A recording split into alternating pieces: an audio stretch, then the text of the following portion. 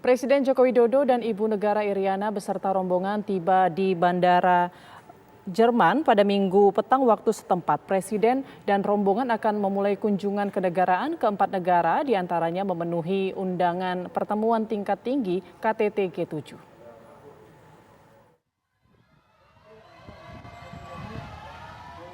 Presiden Joko Widodo dan Ibu Negara Iriana langsung dikawal menuju pusat kota München menuju penginapan.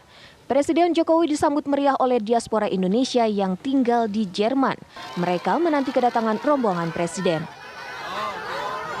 Dalam lawatan ke 4 negara, Presiden akan mengawali agendanya dengan hadir memenuhi undangan pertemuan tingkat tinggi KTT G7 di Istana Elmau, Bayern, Jerman pada hari Senin pagi hingga petang waktu setempat.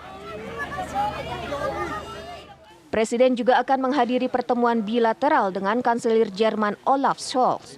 Setelah pertemuan tingkat tinggi G7, Presiden akan melanjutkan perjalanan ke Warsawa, Polandia, guna melanjutkan perjalanan ke Ukraina, Rusia, dan Uni Emirat Arab.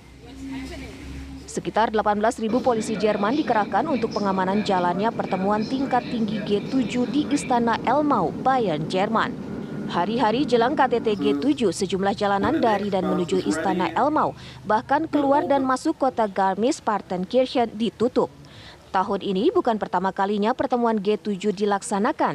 Tahun 2015 lalu, kota ini juga dijadikan lokasi KTT G7. Dampak penyelenggaraan pertemuan tingkat tinggi KTT G7, sekolah terpaksa ditutup dan mobilitas warga menjadi sulit. Dari München, Jerman, Miranti Hirschman, TV One mengabarkan. Presiden Joko Widodo pada hari Senin 27 Juni 2022 diagendakan akan menghadiri pertemuan tingkat tinggi KTT G7 di Istana Elmau, Bayern, Jerman. Bagaimana informasi selengkapnya, kita akan segera bergabung dengan reporter TV One Miranti Hirschman langsung dari Jerman. Selamat sore waktu Indonesia, Miranti. Apa agenda Presiden Joko Widodo hari ini? Selamat sore Putri, selamat petang pemirsa TV One. Agenda Presiden Republik Indonesia Joko Widodo hari ini, Senin 27 Juni 2022, tadi sekitar pukul 9.30, Presiden Jokowi telah diterbangkan dengan helikopter milik Bundeswehr atau militer Jerman Sikorsky menuju Istana Elmau. Dan di sana dijadwalkan Presiden Jokowi bertemu dengan 7 pemimpin yang tergabung dalam negara-negara G7. Kemudian di situ mereka tentu saja membicarakan tema-tema utama dalam pertemuan G7, di antara lain adalah dampak perang Ukraina, pemulihan ekonomi pasca pandemi, kemudian tema lain adalah mengamankan pasokan energi, ketahanan pangan, dan perubahan iklim akibat perang Ukraina dan Rusia. Tentu saja tema-tema ini juga sudah dibicarakan oleh 7 pemimpin dunia dan ditambah dengan Uni Eropa yang sejak kemarin telah mengadakan pertemuan sejak siang hari hingga sore di Istana Elmau. Hari ini Presiden Jokowi juga dijadwalkan mengadakan sejumlah pertemuan bilateral dengan pemimpin-pemimpin dari Jerman tentunya, yaitu Kanselir Olaf Scholz, begitu juga dengan Prancis, Presiden Macron, Presiden Kanada, dan juga Presiden dari Senegal.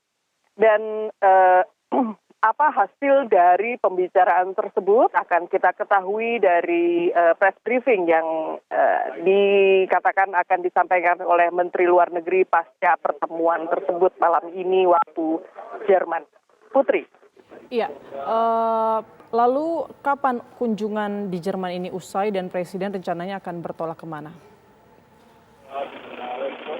Rencananya Presiden Republik Indonesia Joko Widodo beserta rombongan akan mengusaikan pertemuan atau perjalanan ke Jerman ini pada esok pagi, dan rencananya esok pagi perjalanan tersebut akan dilanjutkan menuju Ukraina melewati Polandia. Tetapi di kota mana di Polandia Presiden akan mengunjungi atau terbang malam ini masih belum disampaikan secara jelas.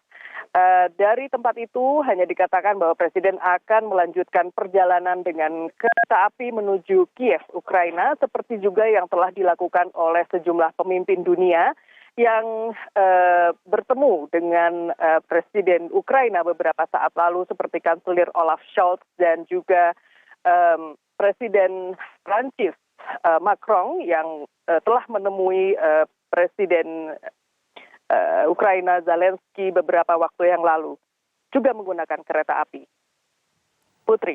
Ya, Wiranti, dari KTT G7 ini kan akan membahas soal dampak invasi Rusia ke Ukraina. Apakah ada pembahasan soal solusi atau mungkin ada pembahasan seperti apa dari negara-negara yang hadir di sana?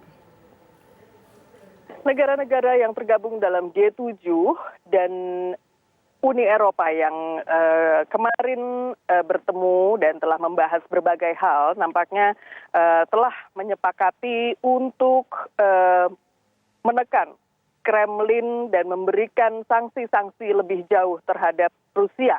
Sanksi-sanksi ini sifatnya baru, ada beberapa sanksi yang akan diberikan kepada Rusia, termasuk juga pembatasan harga minyak asal Rusia, kemudian juga ada sanksi terhadap emas Rusia, tetapi mengenai emas ini masih ada pembicaraan lanjutan. Tentu saja ke-7 pemimpin dunia ini plus EU, jangan lupa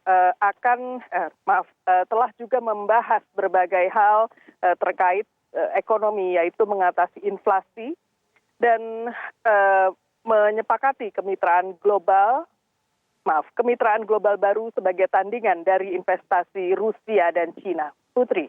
Iya, terkait perang Ukraina dan Rusia ini apakah juga dibahas ancaman-ancaman seperti pangan ataupun energi juga berpengaruh nantinya? Ya, ketahanan pangan ini adalah satu hal.